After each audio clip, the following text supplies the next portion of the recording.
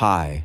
Today, we are to know how to delete a created outbound rule in Windows Defender Firewall easily.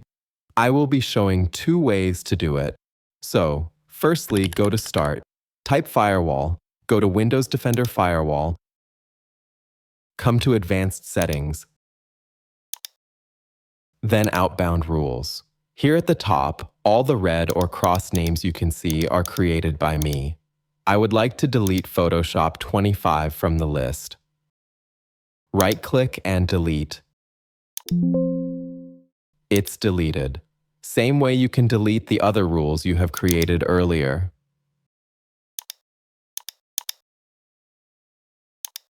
Now the shortcut method. Come to Run by pressing Windows and R, type wf.msc. Repeat the same I have shown earlier.